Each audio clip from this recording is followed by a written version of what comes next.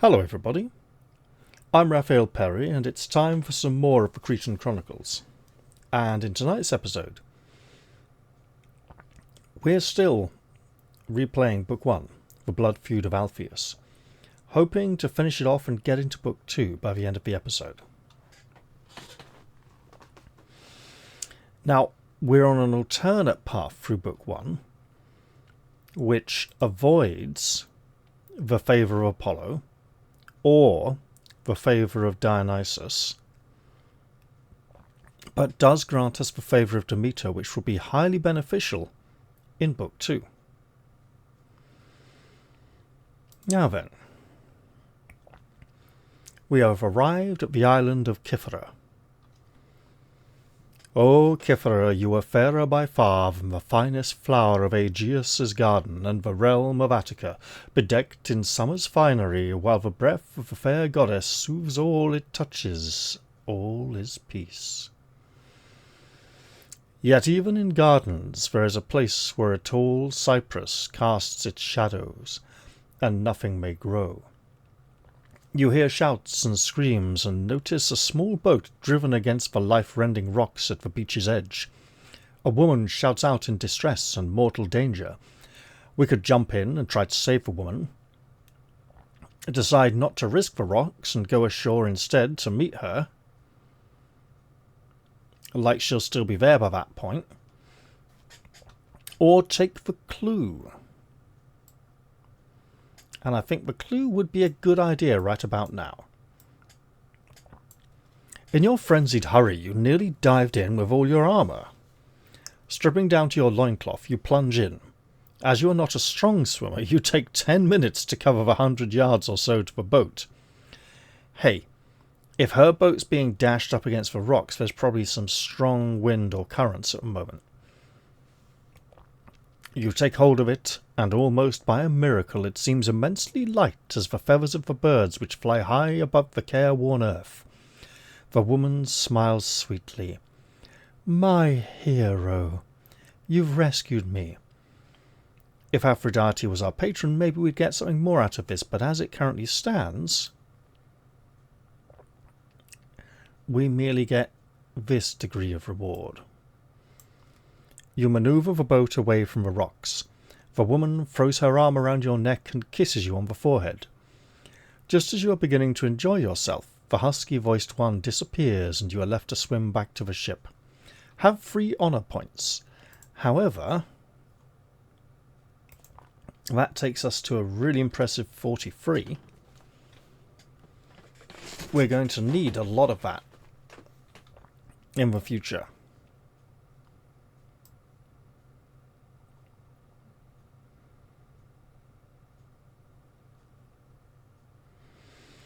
It's a shame. You'd think we could have got the favour of Aphrodite out of that, but it was not the case. Wandering at the will of the gods, you wander along the sands of Cythera, looking for a spot to rest while the ship is repaired. You will need to build a shelter from the plentiful branches and remains of earlier wrecks. The crew is busy with the ship, and the young men and maidens, avoiding both you and the captain, have gone in the opposite direction. You are alone, therefore, when you see a man dressed in oil-stained rags, his hair white, eyes wild, and beard unkempt. He too catches sight of you and runs along the strand towards you. Too stunned to react, you do not move, and the old man, perhaps a native of these parts, perhaps a survivor of some wreck, begins to rant incoherently. We could attack him in case he becomes violent. He's an old man, he doesn't seem to have a weapon. And if he does attack us, we can probably take care of ourselves. So we could just stay calm and try to understand what he is saying. That sounds like a good idea.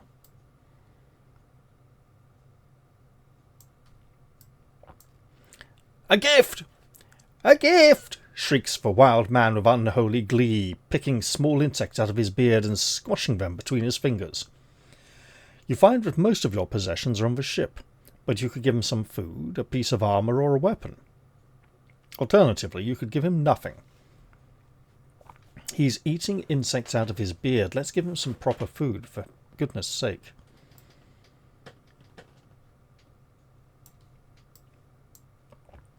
Ah! Food! Cries the old man, licking his fingers with delight.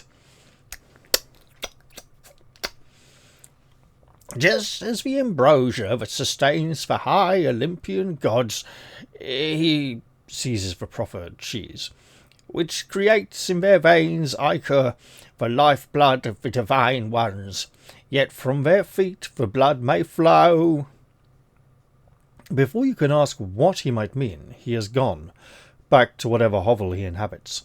Have one honour point, and realise he was probably referring to the story of Cadmus, which features Talos, the Iron Man, the ginormous Iron Man. And for those of you new to this series, Talos doesn't actually appear at all in the story of Jason and the Argonauts, only in the Ray Harryhausen film, where they transposed the character of Talos, the Iron Man. Is it iron or bronze? No, because you got the bronze bulls. Talos should be iron, I think. I can't remember. Yeah, and literally the story of Cadmus also takes place in Colchis, where Jason goes to get the Golden Fleece. But still, the story of Talos is not part of his story. It is somehow part of this one, however.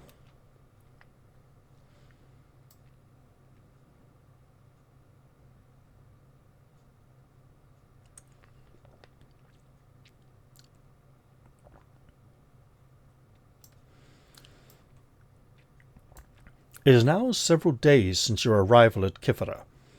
The ship is well prepared, as the captain can manage with the materials available. Reluctant to take it to risk his vessel, yet spurred on by the responsibility of the task he has undertaken, he decides to set sail once more. The remnants of the sail are hoisted, and they flutter like great black crows in the breeze. As you get under way, the captain entertains you with stories of Talos, the great bronze man of Crete who walks around the island 3 or 4 times a day, attacking all those who mean Crete harm. Sometimes it preys on shipping, but no Cretan could kill it, nor would want to. Crete is not far, and soon you will be at the court of King Minos. There's a clue here. I think we should not take it.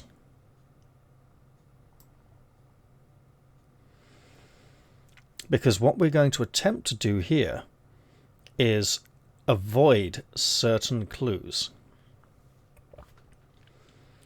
It is now just before noon. High overhead the sun seems to set the very sea aflame. The ship is coming closer to the Cretan land. At the very edge of the horizon, one of the Athenian girls thinks she can make out the shoreline. There is a clue here which we will not take. This clue lets us know that Talos is coming up behind the island, and he will come around the headland soon. And we avoid a direct confrontation of him. However, we're not going to do that. Aphrodite is not our patron. So,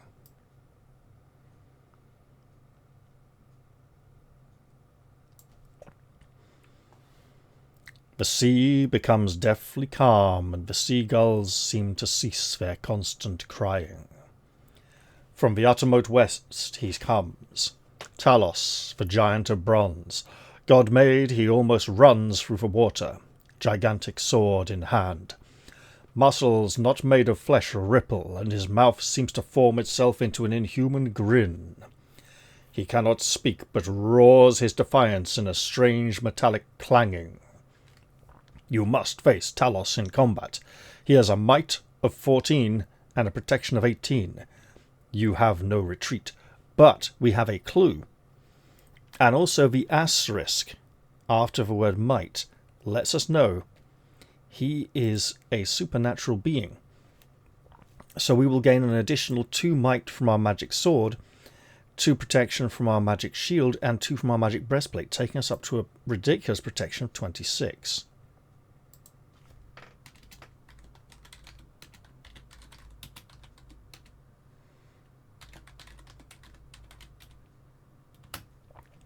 However, protection 18.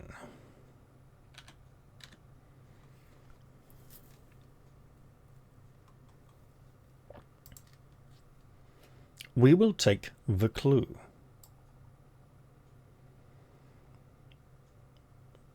Because while Talos should not have been in that Hollywood film, his weakness was correctly depicted. As Talos strides towards you, his feet crashing down on the seafloor like the battering ram that is hurled against the city gate and must in the end prevail, you notice on his right ankle a circular mark, as if a hole has been plugged. Perhaps this is the spot from which his ichor, his lifeblood, flows. You plunge into the water. It is shallow, coming up to your waist, and soon you are at the spot. Talos is still Might 14 and Protection 18. You can try to pry the plug open, or you can fight Talos. We will not fight Talos. We will attempt to pry the plug open, but we will be directed back here to section 48.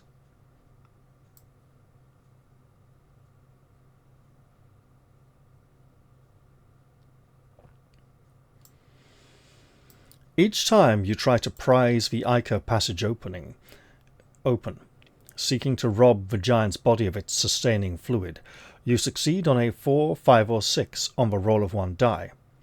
For every 5 honor points spent before the roll, add 1 to it. If you fail, the giant attacks and you must return to 48. Now,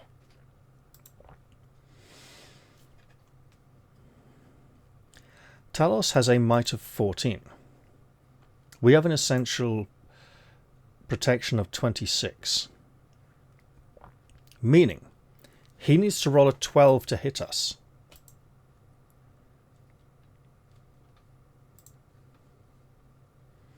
So we could spend 5 honor to boost our success to a 3+. But the fact that he's needing... Oh wait, don't 11s automatically hit as well? Oh, we'll try a roll of 1 die. Essentially, it's not quite worth the boost because he will miss a lot anyway. We fail. Talos will strike us. 21. Not enough. Not even remotely enough. We will return here and try again. We fail. Not 140, merely 14. 22. He's getting a little more dangerous. We will try a 3rd time. And now we have loosened the plug. If we were not protected by such powerful magical items, we would seriously be reconsidering these choices. Now,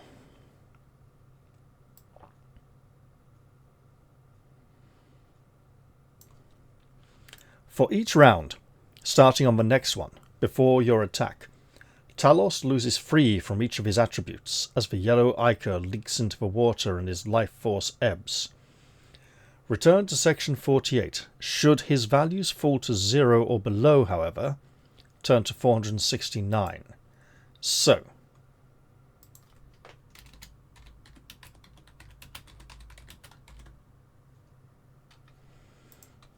we don't want to do that. We want to defeat him before his might. His might will hit 0 before protection. And we're not told that he attacks us this round again now that we've made the attempt. So we could argue that he is thrashing around in pain and agony for a moment and then he starts fighting us back. So, new round. Talos has a might of 11 and a protection of 15. We are rolling 2 dice plus 10.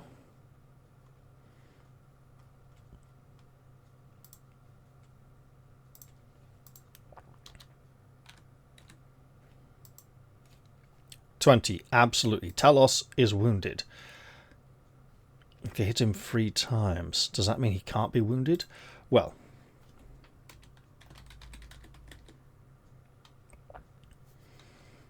he will strike back at us with his 2 dice plus 11.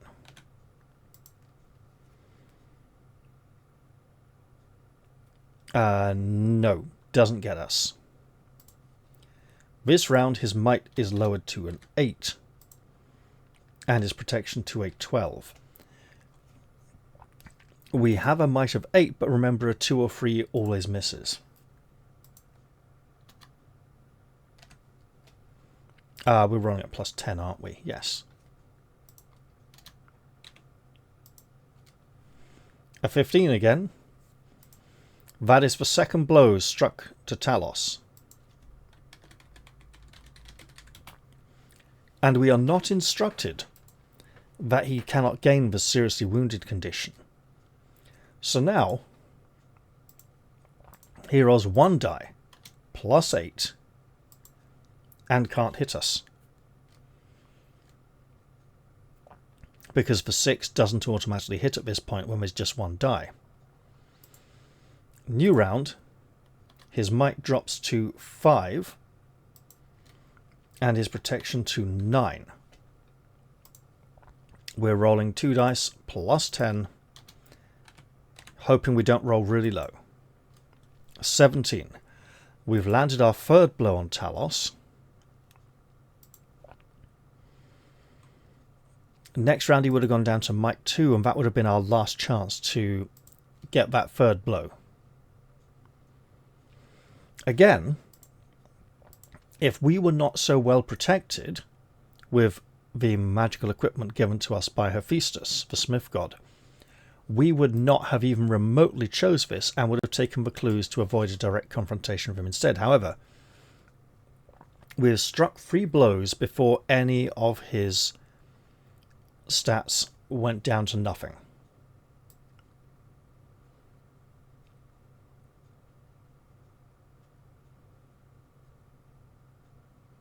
Nearly there. Come on. With one last blow you topple the metal titan.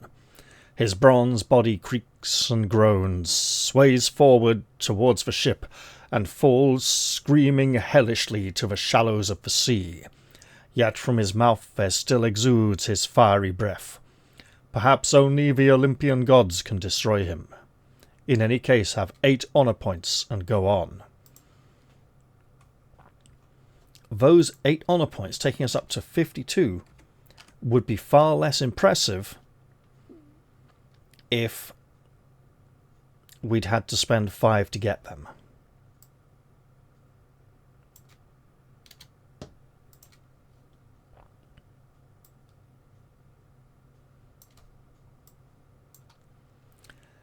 Leaving the figure of Talos stretched out on the shallow floor of the sea where he has fallen, you proceed on to Crete. The sun shines dimmer now, partly hidden by clouds of a strange greenish hue.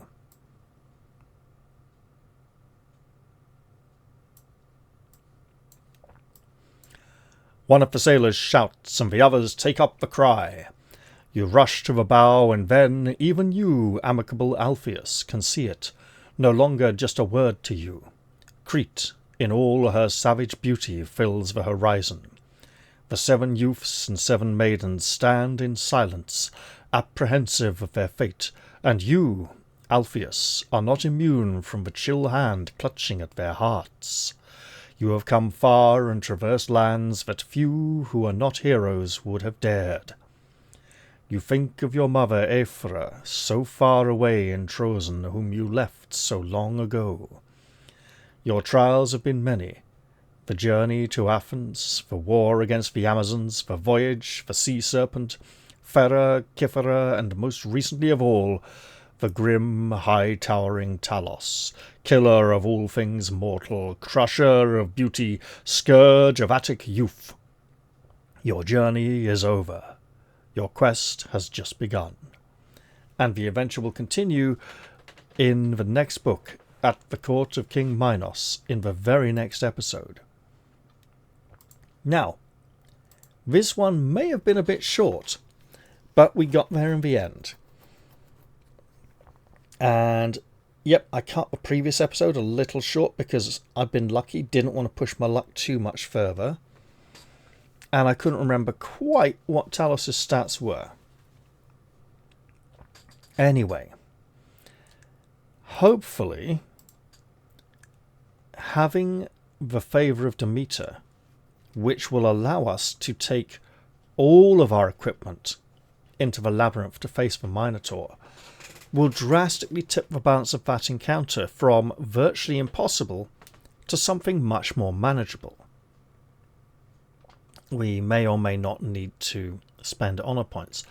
I hope a protection of 26 doesn't get too powerful, but I think the Minotaur in Book 2 has a might of 18. And it should be fairly easy to check. Right. Let's go looking for the picture of the Minotaur on the left-hand side.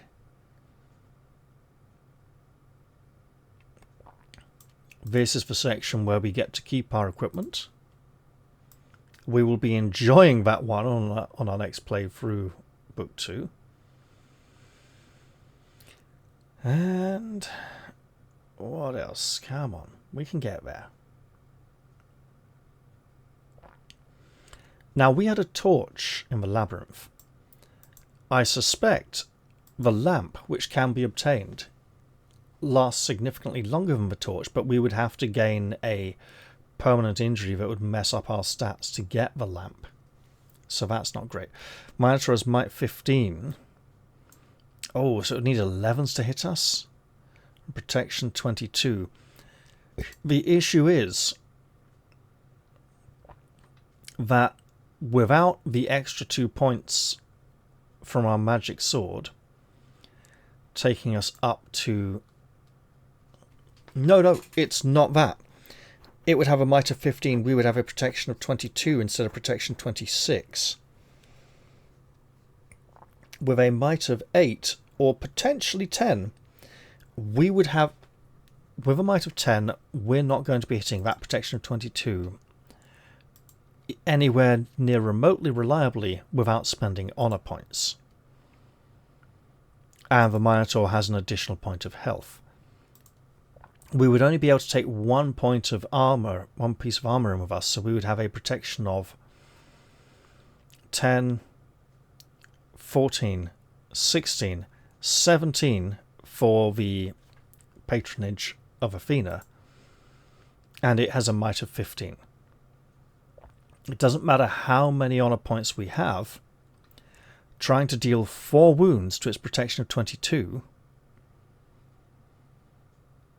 without becoming seriously injured, and it would only need to hit us twice to do that. We would need to spend so much honour to protect ourselves, we'd go down in shame and pretty much commit suicide after defeating it. So, yeah. A virtually impossible fight if you don't have the favour of Demeter, which means you're missing out on the favour of some other gods who can actually help you survive to this point in the book. So it's going to be an interesting challenge either way. And I'll look forward to seeing you there when we get to the next episode. Alright, now, I hope you all enjoyed this one, short though it may be, and I'll look forward to seeing you all in the very next episode. I'll say goodbye for now though, and cheerio everyone. See you all soon.